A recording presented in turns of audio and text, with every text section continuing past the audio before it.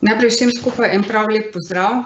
Danes bom z vami Alenka Brod, direktor razvoj, in sicer na eno izmed tem, ki je verjetno v današnjem času precej zanimiva, aktualna in marsikomu od nas seveda povzroča tudi marsikatero težavo. Samo vsebino za to današnje srečanje je v bistvu nastajala v zadnjih 4 tednih in moram reči, da vsak dan znova tudi jaz dobivam nove informacije, nova znanja ali pa nove ideje, kako v bistvu vzpostavljati to oddaljenost ali pa sodelovanje v času te oddaljenosti glede na to, kaj se dogaja.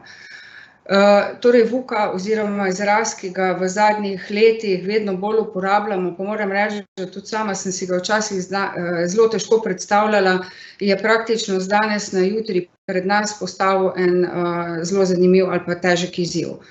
Opis, ki ga poznamo pod temi besedami, torej, da živimo v okolju, ki je zelo nestanovitno, nepredvidljivo, zelo kompleksno in pa hkrati tudi dvoumno, je v bistvu postala realnost. Pred tem se je marsikomu od nas zdelo, saj to pa za mene ne velja, to pa za naše podjetje ni aktualno, mi pa delamo v bistvu v okolju, kjer je vse zelo, zelo predvidljivo.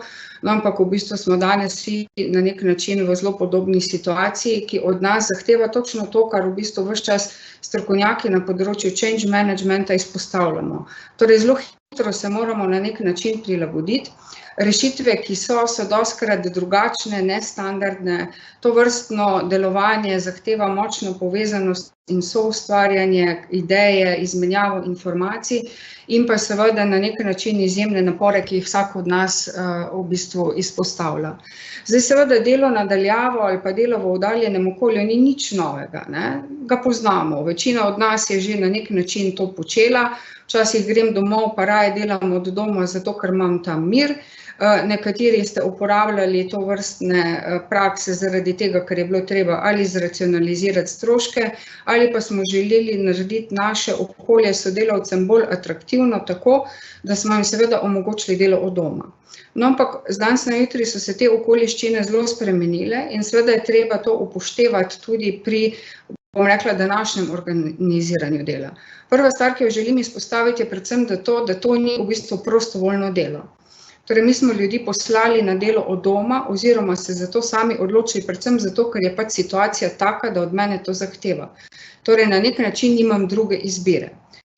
Druga okoliščina, ki je zelo pomembna, je od tega, koliko smo kot ljudje, kot sodelavci, navajeni samostojnega dela in seveda tudi dela na daljavo. Bolj kot smo samostojni, bolj kot si lahko sami opredeljujemo svoje področje dela, pa delovne naloge, lažje bomo s sodelavci na ta način tudi sodelovali. Potem imamo zelo različne prakse glede na rutino, ali pa motivacija in pa delovne navade, ki jih posamezniki imamo v svojem delovnem okolju. In seveda je potrebno upoštevati tudi, da ta motivacija ni stabilna. Torej, praktično na dnevni ravni nam večkrat motivacija pade zaradi različnih motenj, zaradi sprememb, zaradi drugačnih informacij in seveda ta naš bioritem ali pa delovni ritem, rutino, ki smo jo razvili, morda tudi v zdaj 2-3 tednih, precej lahko poruši. Četrti dejavnik, ki je pomemben, je seveda, koliko smo usposobljeni za uporabo različnih orodij. Večina nas je usposobljena za svoje področje dela, torej znamo delati naloge, saj večinoma, rabimo morda bolj ali občasno neke informacije, nismo pa seveda vajeni novih kompetenc ali pa novih znanj, veščin, s katerimi se danes srečujemo, predvsem, ko gre za uporabo različnih tehnologij, ki nam omogočajo razne videokonference, sestanke in tako naprej. Tudi če sem jaz dnevni uporabnik mobitela in ga pogosto uporabljam, še vedno smo večinoma vajeni uporabo četa oziroma SMS-ja pa telefona, vse ostalo pa malenkost manj uporabljamo. Hkrati pri načrtovanju delovnega obsega je pomembno tudi to, da upoštevamo, da v bistvu to, da sodelavca prestavim v drugo okolje, še ne pomeni, da bo pa čisto vse naloge lahko samostojno izvajal. Torej, vsak od nas ima različne delovne naloge, ki so ene bolj ali manj primerne, Hkrati pa se tudi programiranost dela razlikuje. Torej, jaz lahko pri enih nalogah bolj napovem, kako se bo postopek dela odvijal, spet pri drugih nalogah pa imam malenkost več težav in bom odvisna od svojega sodelavca z povratno informacijo, da mi bo povedal, v kateri fazi sem. Dodaten dejavnik je seveda podporno okolje, torej nekatere organizacije imate dobro informacijsko podporo, različne podatkovne sisteme, dostopnost je bila že predtem zagotovljena, ne, danes se pa srečujemo, da marsikdo nima dostopa do določenih dokumentov, da nima morda ustrezne računalniške opreme, torej imamo računalnik, pa je ta računalnik brez kamere ali pa ga ne znamo ravno dobro upravljati. Hkrati seveda tudi nekateri sodelavci so manj usposobljeni za uporabo varnosti, ne, varnosti dokumentov, pa tudi sicer ravnanja, ko delamo v okolju, ne. V podjetju imamo marsikatero stvar precej bolj razvito. Torej, tudi to ena izmed tematik, ki jo moramo z sodelavci v tem obdobju obdelati. No in zadnji dejavnik, ki žal tudi vpliva, ne, je vsesplošna klima, ki pač je v okolju ustvarjena. Tudi ta klima se, če spremljamo dnevno časopise oziroma pač medije, iz dneva v dan spreminja, ampak na žalost spreminja predvsem v tem, da je vedno manj napovedljivega. Torej, nimamo jasnih informacij, na osnovi katerih bi jaz lahko vedela, naslednji ponedeljek bom pa šla v službo, torej še en teden zdržim oziroma še en teden si načrtujem delo od doma, ali pa, ne vem, morda še me čaka mesec ali pa mesec pa pol. No, in vse to je seveda tisto, kar povzroča stresnost delovnega okolja in povezovanje in pa tudi to oddaljenost je predvsem odvisna od tega, kdo so moji sodelavci, torej v kakšnih okoliščinah oni delajo, s kakšno stopnjo in pa predvsem s katero vrsto stresa se soočajo. Ko smo pač nekdo, ki je odgovoren za dodeljevanje nalog, za načrtovanje dela, je seveda pomembno, da si odgovorimo predvsem na ta vprašanja. Torej, v kakšnih razmerah moj sodelavec je. Torej, ali sta doma oba ali ne, ali smo starši, torej imamo nekoga od otrok doma. Pomembna seveda je starost, čisto drugače funkcioniram kot mama, na primer, če imam doma 2 leti starega otroka, ko seveda bom zelo težko zagotavljala, da bom ves čas dostopna, ko imam otroka starega 5 let, pa je pač v šoli, ali pa ko imam otroka, ki je v srednji šoli. Torej, tudi ta družinska situacija doma dejansko vpliva na to, koliko in v katerem trenutku smo lahko dosegljivi. Moramo seveda se pa tudi sodelavci pogovarjati o tem, da je prav, da morda starejšemu otroku tudi razložijo, ne bom zdaj rekla glih napisana vrata, ne moti za naslednje 2 uri, ampak seveda, če se o tem pogovarjamo tudi z družino, torej svoj ritem uskladimo ali pa čim bolj uskladimo tudi doma, potem bo seveda delo lažje. Vsekakor moramo pa to upoštevati, da seveda roki ne morejo biti takšni, kot so v rednem delovnem okolju, torej jih podaljšujemo in da se moramo tudi posebej pogovarjati o tem, kdaj smo nekomu na voljo.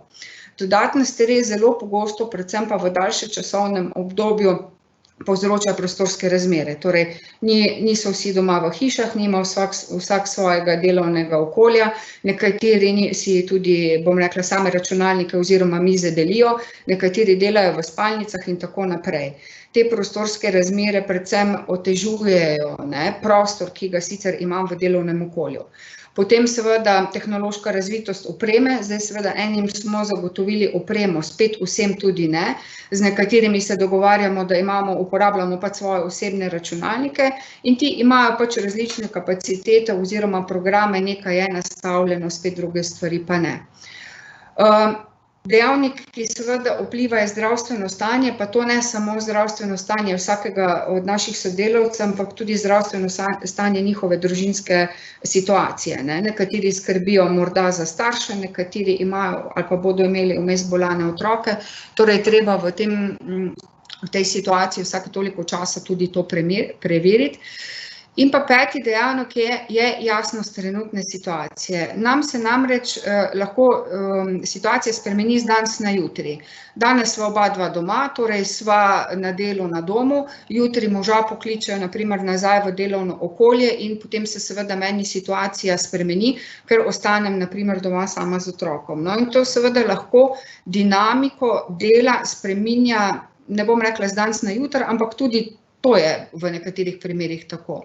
Torej, tisto, kar moramo upoštevati ali pa da si olajšamo, je predvsem, da obseg in pa vsebino dela poskušamo čim bolj prilagoditi posameznikom.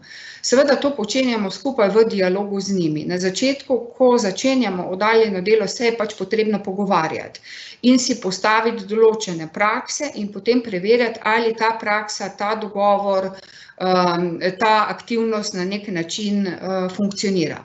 Vkolikor ne, potem seveda iščemo zopet skupaj s sodelavcem možnost oziroma odgovor na rešitev, kako bi pa lahko naredili, da bi enemu in drugemu bolj uspevalo. Tisto, kar moramo pri oddaljenem delu upoštevati, je to, kar se pri komunikaciji dostikrat pogovarjamo, in sicer je uporabo zaznavnih kanalov. Torej, vsi mi uporabljamo najmanj 3 zaznavne kanale, torej oči, rabim stvari videti, ušesa, rabim stvari slišati in pa seveda biti zraven tudi aktivno vključena. Torej, ko se pogovarjamo oziroma ko delamo na daljavo, moramo upoštevati vse 3 kanale.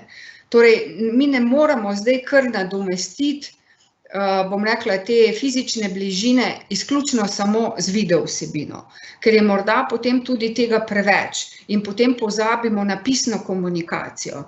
Mi moramo vsako video vsebino, torej tudi če imamo danes online konferenco, moramo to konferenco podkrepiti z pisnimi materiali, naj si bodo to prosojnice oziroma določeno dokumentacijo, s katero bomo pač imeli opravka na tej vsebini, in hkrati tudi, ko zadevo zaključimo, na koncu naredimo določene zapisnike ali podobne vsebine, zato da imamo potem možnost tudi kakšne stvari preveriti.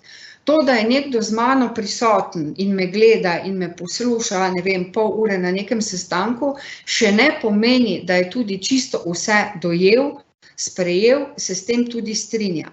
Tisto, kar je potrebno vedeti, predvsem pri teh oddaljenih konferencah, da marsikdo kako stvar ne pove. Iz raznih razlogov ne bi o tem diskutirala, zato seveda je prav, da imamo tako skupinsko, kot pa seveda tudi individualno oziroma manj skupinsko komunikacijo. Zdaj, zelo pomaga pri izboljševanju tega okolja, da torej zgradimo to rutino in da so obremenitve dokaj enakomerne. Ponavadi so ponedeljki, če imamo v ponedeljkih te skupne sestanke, tiste, kjer posameznik doživi na nek način nek overload oziroma damo mu vse informacije, kaj je pa v tem tednu potrebno narediti, potem se ti pa po sestanku doma situacija spremeni in se frustracija seveda poveča. Torej, tisto, kar je potrebno delati na tedenski ravni, je postavljanje nekih skupnih ciljev, pa ne zdaj 15 njih, ampak 3 do 4 stvari, ki so v tem tednu ali pa v naslednjih 10 dnevih, pa kljub vsemu bi raje govorila o tedenskih razporeditvah, res nujne. Torej, kaj moramo do dobaviteljev, kaj moramo do partnerjev, kaj moramo do drugega oddelka, katere so tiste vsebine, ki jih moramo res kot ekipa narediti. Potem seveda iz tega izhaja načrti za sodelavce. Vedno, ko se pogovarjamo, temu pravimo pač ciljno vodenje, samo da je zdaj postavljeno morda na malo krajši rok. Torej je prav, da tudi za sodelavce postavim na nek način dnevni tedenski plan. Seveda naj ima tudi roke, ampak nikakor ne počenjajmo to, da damo z danes na jutri. Najmanj 24 ur ali pa morda še več časa dajmo za tiste naloge in seveda imamo tudi na nek način argument tudi navzven do naših strank ali pa dobaviteljev, da ne rečemo vse se bo takoj, to vam bomo pa takoj poslali, zato ker je pač potrebno upoštevati, da ne vem, ali lahko to res takoj pošljem. Torej ne dajemo takih obljub, ki jih ne moremo izpolniti. Naloge poskušamo potem tudi enakomerno prerazporediti. Torej, je prav, da skupaj s sodelavcem predebatirava tudi obseg oziroma časovno komponento teh nalog. Izkušnje pa kažejo, da rečem, ne vem, jaz se za to nalogo porabim 10-15 minut, v resnici pa za to nalogo potrebujem najmanj 3-krat toliko časa. To je en izjemen trenutek, ko se bomo vsi mi tudi naučili morda bolj pravilno ocenjevati delo, ki ga potrebujem. Jaz morda sama rabim 15 minut, ampak zgolj takrat, kadar imam vse potrebne informacije, podatke, dokumente, ki jih za neko stvar potrebujem. Če pa jaz še nimam, rečemo, nekih informacij strani svojega kolega, jih pa rabim za to, da bom, ne vem, naprimer sestavila neko ponudbo ali pa, ne vem, neke dobavne roke moram vključiti v neko ponudbo, tega pa v tem trenutku še nimam. Torej, moram tudi upoštevati čas ali pa informacijo, ki jo pač rabim strani nekoga drugega. Seveda je prav, da se teh aktivnosti in nalog tudi držimo, torej, da ni veliko še dodatnih nalog. Mi poskušamo na začetku tedna napovedati, kolikor se napovedati da, in potem tiste stvari, ki pa uletavajo noter ali pa upadajo tekom dneva, poskušamo potem postopno zraven v delovne aktivnosti posameznikov vključevati. Zelo pomembno je, da vnaprej določamo tudi ta skupinska srečanja. Torej, večina nas ima, rečemo, enkrat tedensko skupinski nek video chat ali pa videokonferenco skupaj z celotno ekipo, za katero smo odgovorni. Fino je kljub vsemu, da pač se držimo neke rutine. Tu odsvetujem, da prezgodaj oziroma prepozno dajemo to na urnik.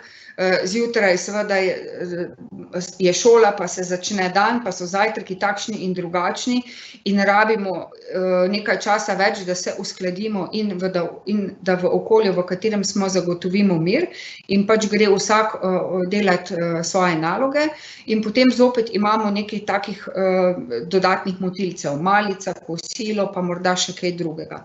Torej, iščimo trenutke tam nekje med 8:30 pa 11. uro, ko tiste najpomembnejše stvari načrtujemo. In vsekakor je smiselno v dopoldanskem času seveda dajati stvari, ki so pomembne.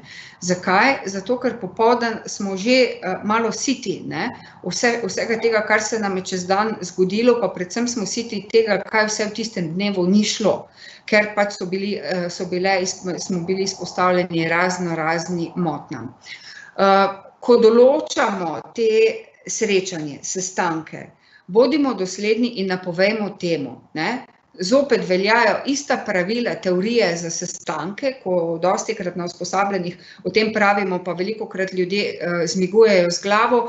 Ne vem, meni se je v prejšnjem tednu zgodilo, da sem imela 2 sestanka, kjer v bistvu sploh nisem vedela čisto točno, kaj bomo počeli.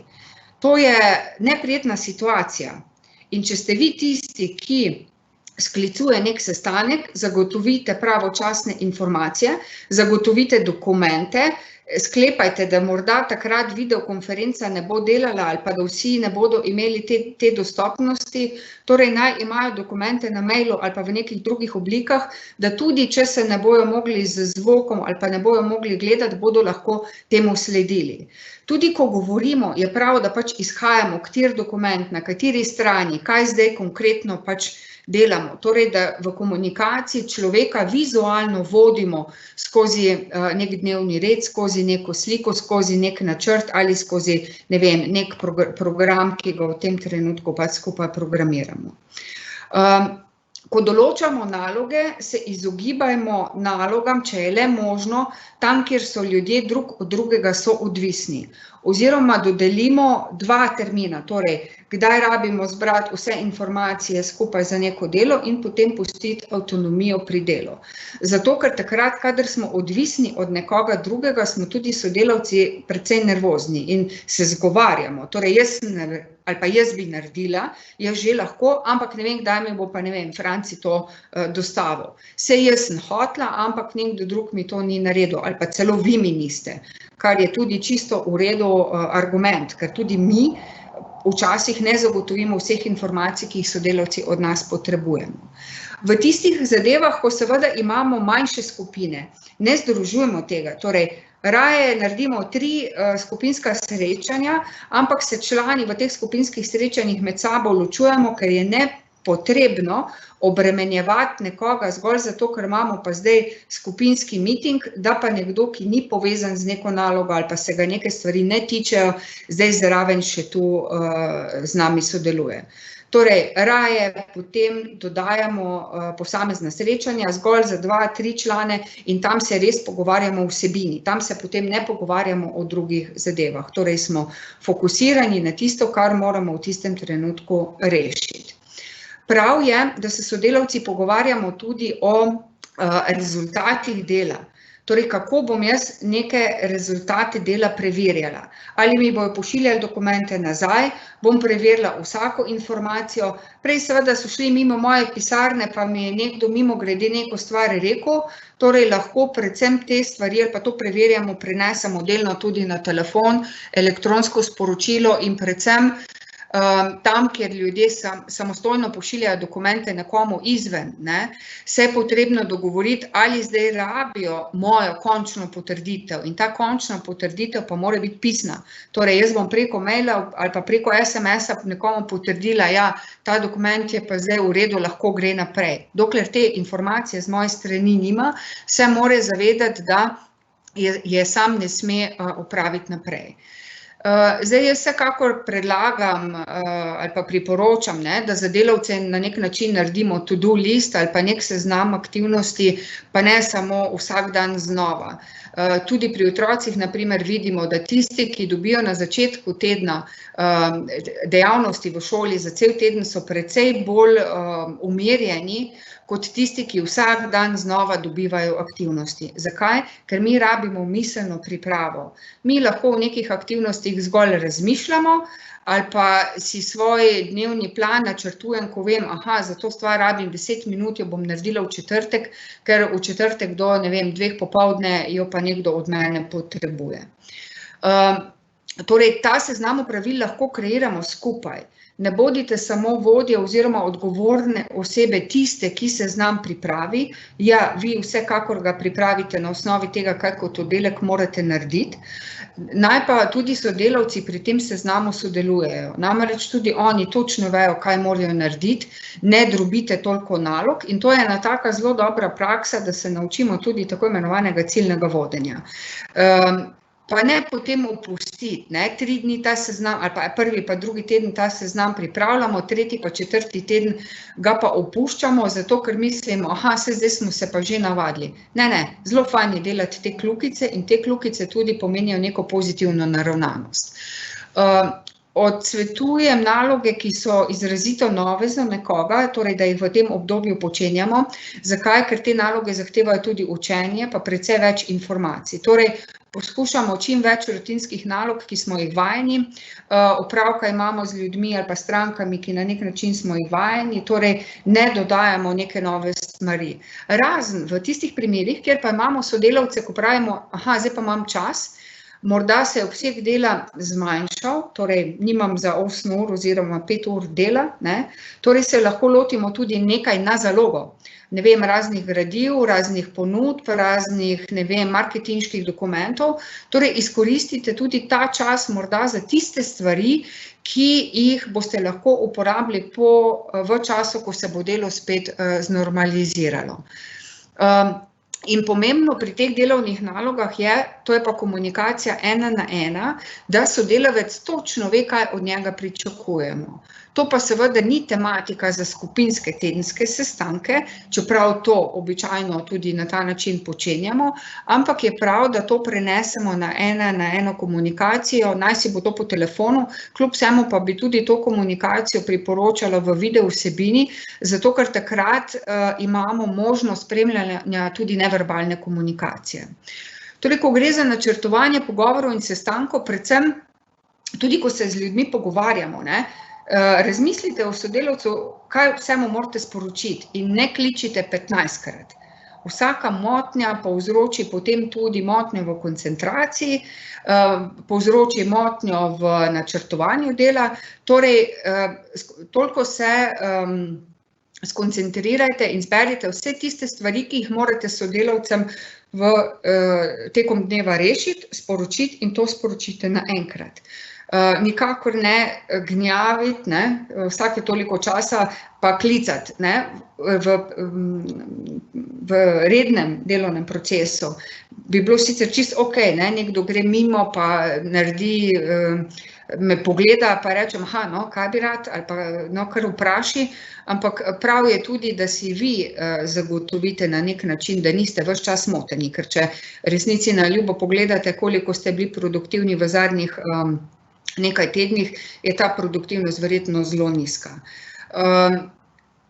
Individualni pogovori so namenjeni dodeljevanju nalog, pojasnjevanju navodil, pojasnjevanju vaših pričakovanj in seveda to so tudi okolja, kjer so varna. Sodelavec bo druge stvari spraševal, če ve, da se pogovarja samo z vami, ne pa takrat, kadar so zraven prisotni še druge stvari. In še enkrat poudarjam na tem mestu, naredite zaključke nekega pogovora. Mi sicer se po telefonu pogovarjamo kar precej časa, ampak je vprašanje, ali naredimo tudi zaključek, torej kaj sva se pa tudi dogovorila in potem, če je le možno, naj temu sledi, rečemo, nek dnevni zapis, dnevni mail, znotraj katerega lahko informacije tudi posredujem. Dinamika teh pogovorov, predvsem to opozarjam, da naj ne bojo predolgi. Torej, nekje do uro pa pol so sestanki še, rečemo, prebavljivi, ampak zgolj ob predpostavki, da je aktivnost članov enakomerna, torej, da nimamo samo nekoga, ki zgolj posluša, ampak tudi, da zraven sodeluje. To pomeni, da morate vi kot moderator tega sestanka postavljati vprašanja. Torej, naj ne bojo monologi. Priča smo ure in ure nekih pogovorov, ko imamo, pol ure poslušamo direktorja, vodjo ali pa XY osebo, ki v bistvu govori tudi zelo pogosto jaz, torej slišimo jaz stavke. Tle predvsem uporabljamo to retoriko, mi moramo, naša naloga je, od nas se pričakuje, torej ne samo od mene, ampak od vseh skupaj. Tam, kjer seveda pa imamo ena na ena pogovore, pa dajmo to skrajšati, torej ciljno fokusiranje in krajši sestanki. Ne gnjavimo za tiste stvari, ki niso potrebne ali pa je morda njihov čas, da se o tem pogovarjamo šele naslednji teden. Tudi ni potrebno, dostikrat me vprašajo, ali se naj s sodelavcem pogovarjam vsak dan. Glejte, odgovor je zelo preprost. Če imam 3 ljudi, imam čas tudi, da jih vsak dan pokličem, je pa morda ta odsotnost informacij tudi pride prav. Zaupajmo. Torej, vemo, kako pogosto nas potrebujejo in hkrati vzpostavite morda malo tega vakuma tudi zato, da vidite, kdaj vas bodo pa sodelavci poklicali. Namreč, če sem jaz vedno tista, ki sodelavce pokličem, niti ne ustvarim potrebe, da bi oni mene klicali. Češ, se me bo že poklicala, se mi bo že povedala. To pomeni, da v bistvu ustvarim enosmerno komunikacijo. Prav je, da povemo, kdaj smo na voljo, torej kdaj nas tudi sodelavci lahko zmotijo, brez slabe vesti, ker tudi njim se pojavlja v določenem trenutku, kdaj pa naj zdaj kličem, pa potem imamo neke scenarije v glavi, zdaj ne bom, ker to, pa pol spet ne bom zaradi tega, torej moramo ustvariti tudi to rutino, kdaj smo dostopni. Lahko se tudi malo poigramo, če na primer jaz ne pokličem, koliko časa bo preteklo, da bo pa sodelavec mene poklical. Hkrati s tem, ko nas oni pokličejo, tudi vidimo, zakaj nas kličejo, torej kakšna vprašanja nam postavljajo, katere stvari jih zanimajo in s tem tudi lažje načrtujemo vsebino informacij, ki so na voljo. Če nas vsi kličejo za isto stvar ali pa za podobno stvar, je potem normalno, ali pa je signal zame, da je to pač tema, ki jo moram tudi na skupnem srečanju izpostaviti. In potem tudi ne rabim vsakemu posebej dati nekega odgovora, oziroma tovrstne odgovore dam tudi na mailing. Bodite pozorni tudi, s kom imate v tem času najmanj stika in si odgovorite na vprašanje, ali je to zato, ker vas res v resnici ne rabi, ali je to morda zaradi tega, ker se pojavlja neka bojazna ali pa je v ozadju nekaj drugega, kar morda ni najbolj tipično. Pomembno, da izpostavim na tem mestu je tudi dostopnost informacij, torej prej sem že omenjala, da je vse čim bolj na enem mestu dostopno, jasno, dajemo zdajle en kup nekih navodil sodelavcem, ker se morajo pač na hitro navaditi ali pa naučiti nekaj novega, naj bojo ta navodila čim bolj pregledna, uporabljajte slike, uporabljajte print screene raznih informacij, zato da so potem tudi ne samo pisna, ampak tudi vidna komunikacija, da je čim bolj izpostavljena. So ljudje, ki potrebujemo različne oblike pomoči in naša naloga v teh pogovorih je, da v bistvu ugotovimo, kaj je tisto ali pa s čem imajo najpogosteje težave. Ali je to dostopnost, ali je to časovna dinamika, ali ne razumejo navodil. To pomeni, da moramo seveda individualno z konkretnimi sodelavci doreči. Tisto, kar vas prosim je, nikar ne uporabljajte fraze, ja, dej za to pa pokliči informatika, ja, dej za to pa poklič unga pa unga. Bodite vi umestni člen v hiši, ki zagotavljate to mrežo povezanosti med sabo, ali pa ja, dej preber si ta navodila. To je tisto, kar še dodatno v bistvu dvigne pisker gor in ljudje, nič nimam od njega in imamo občutek, se tudi takrat, ko vprašam, ne dobim pomoč, ki jo v tistem trenutku potrebujem. Smiselno je morda razmišljati tudi o tem, da v podjetju ustvarimo seznam kontaktnih oseb, ki so na voljo za določene tipe informacij. Ne vem, velik del informacij se nanaša na računovodstvo, na informatiko, morda na kadrovsko službo, torej zagotovimo te kontaktne osebe ali morda prosimo tudi te osebe, da kak skupni meeting našim ali pa jih povabimo skupaj na sestanek, da so v bistvu tudi oni potem udeleženci teh pogovorov zraven. Torej, odgovor, ki ste ga tudi, ali pa na vprašanje nekaterih so bila, kako zdaj uravnotežiti te kanale, uporabljajte vse. Tisto, kar ste najbolj navajeni, uporabljate najpogosteje, zato ker je to pač vaša osebna rutina z posameznim sodelavcem.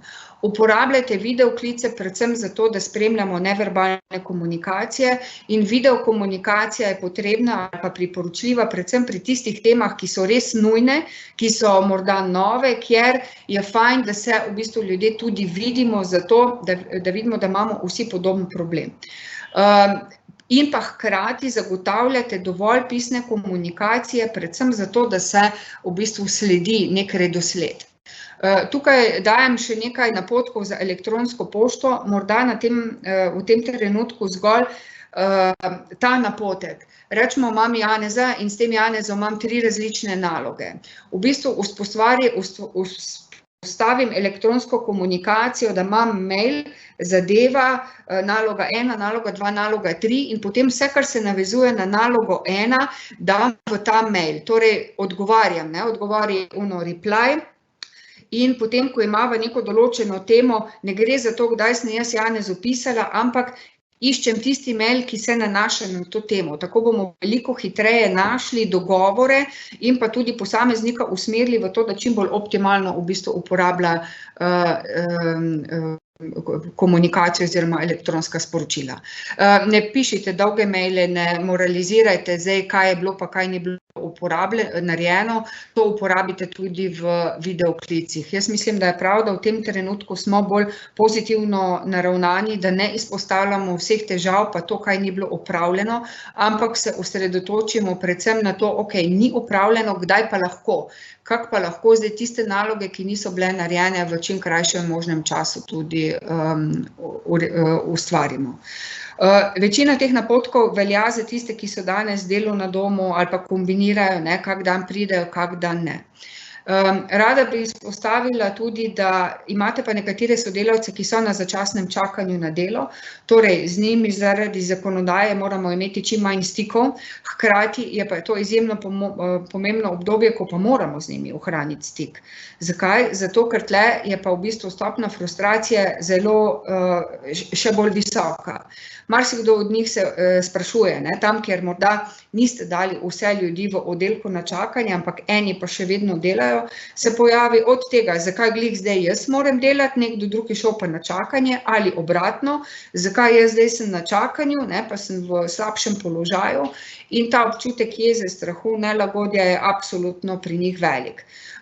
Nekaj časa razumejo to situacijo, ampak potem se bo zgodilo pa sploh zdaj z umirjanjem, zakaj pa ne bi mi, zakaj pa ne pri nas. Torej je potrebno v bistvu tudi pri njih vršiti komunikacijo in tu predlagam, kljub vsemu, da vsake toliko časa ustvarite ta osebni stik, se z njimi pogovorite, poskušate obrazložiti tudi okoliščine, ki so potrovale, da ste morali določen ukrep zgoditi.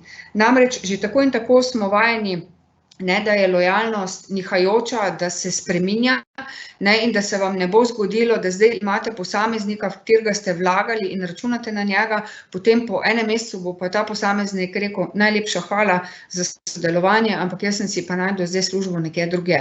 Torej je prav, da tudi, če bodo ta obdobja čakanja na delo daljša, vsake toliko preverimo, ne, kaj se pa zdaj z njimi dogaja. Tudi, če je le možno, izkoriščajte to možnost, ki jo imate, torej za določeno časovno obdobje povabite ljudi nazaj v delovno okolje, zato ker je prav, da to povezavo med njimi vzpostavljamo. Zavedajte se, da je v bistvu v tem času, pa ne v tem času, tudi sicer vsak odnos pomemben. Torej, jaz sem tista, ki vpliva na nek odnos in obratno. Tudi, če imam občutek, da je nekaj narobe, da nekaj ne gre tako, kot je, ja, potem pa pokliči, ne čakaj, vprašaj direktno. Ampak to počni takrat, kadar imamo ena na eno komunikacijo, ali drugače bi vam pa rekli, povabite sodelavca v svojo pisarno in se takrat z njim pogovorite, ne rešujte probleme pred vsemi, torej ne peremo perila ali pa izpostavljamo celotne problematike takrat, kadar na ta način lahko človeka na nek način ranimo oziroma postavimo v neprijetno situacijo. Zavedamo se tudi tega, da smo vsi radi pred kamero, da je nekaterim zelo neprijetno imeti zvok. Jaz še vedno pravim, potem pa vi uporabljate svojo sliko, pa morda pri ostalih uporabljate samo ta govorni kanal. Ne pozabimo, v bistvu to kohezivnost krepi dejansko čisto vsaka aktivnost, ki jo naredimo, ne glede na to, kak kanal uporabljamo. Zelo pomemben bo tudi stik, ko človek pride nazaj, jutri, pojutrišnjem, čez en mesec ali pa morda čez pol leta. Govorimo o tem, da bo vse drugače. Ja, marsikaka stvar bo drugačna. V tem času se bodo verjetno spremenila tudi naša stališča. Ena v pozitivno, ena pa tudi v negativno. Zelo pomembno na ta stališča ali pa na spremembo teh stališč vpliva tudi tako, kako boste vi s posamezniki v tem obdobju delali. Ne moramo nadaljevati čisto tam, kjer smo včeraj končali. Pač nek vakuum se bo ustvaril in mi moramo predvideti ali pa dobiti skupno sliko o tem, kaj so pa zdaj tiste prakse ali pa rutine, ki jih morda nadaljujemo, kaj lahko spremenimo. Tudi pomembno je, da se pogovarjamo o tem, kaj smo se v tem obdobju naučili, kaj smo probali, pa ni funkcioniralo, kaj morda bi uspeli v nadaljevanju še uporabljati. In če je med vami danes kdo, ki je direktor, vodja, predvsem se vprašate, po čem se vas bodo oni zapomnili. Ali potem, da ste takoj, ko je bilo možno, uporabili vse možne ukrepe, ki so seveda za sodelavci slabši, ali ste poskušali v tem trenutku krepiti to pozitivno komunikacijo, koliko ste bili konec koncev tudi vi zmedeni, kar sicer je vse razumljivo, ne? Ampak seveda je prav, da se vprašamo, po čem se me bodo pa sodelavci zapomnili. In to sliko lahko seveda vsak dan znova izboljšam. Tudi, če sem naredila kiks včeraj, imam danes možnost ta kiks popraviti. Je pa prav seveda, da si tudi sami kdaj pa kdaj postavimo ogledalo pred sabo. Evo, to je morda za zdaj, za danes, tisto, kar sem želela z vami deliti. Bom pa seveda z veseljem odgovorila tudi na razno vprašanja, če so se vmes še pojavljala. Torej, jaz upam, da bo delo potekalo lažje, da ste dobili morda tudi kak napotek z moje strani. In seveda, ja, če so še kakšna dodatna vprašanja, tisto, kar je bilo postavljeno, sem pa, mislim, da že odgovorila. Torej, pomen videoklica samo glede na govor, ja, slika je pomembna. In vsaj na vsake toliko časa jo vzpostavite. Drugo vprašanje je pa bilo zmanjšanje vpliva osebnega, privatnega življenja. Torej, poskušajte rutino, ki jo imate s posamezniki, delati skupaj z njimi. Torej, kaj jih zanima. Kako lahko oni, kaj oni predlagajo. Torej, ne predlagajte zgolj vi, ampak naj predlagajo posamezniki uro, kdaj so dosegljivi. Morda tudi kako stvar potegnemo kasneje, popoldan, ko se zadeva spet umiri. Dostikrat smo v bistvu zdaj soočeni s tem, da takrat, ko so telefonske linije najbolj obremenjene, niti ne moramo imeti videokonference. Popoldan bi jo pa morda imeli lažje. Torej, dogovarjajte se, predvsem dogovor je tisto, kar je pomembno za krepitev te kohezije. Upam, da so vam bile informacije koristne, da ste morda našli katero izmed priporočil. Seveda sem vam pa tudi na voljo za vse dodatne informacije, vprašanja, imate moje kontakte in lahko kontaktirate tudi direktno ali po mailu ali po telefonu. Želim vam vse dobro in seveda ostanite zdravi do morda kakšnega naslednjega srečanja. Lep pozdrav vsem skupaj.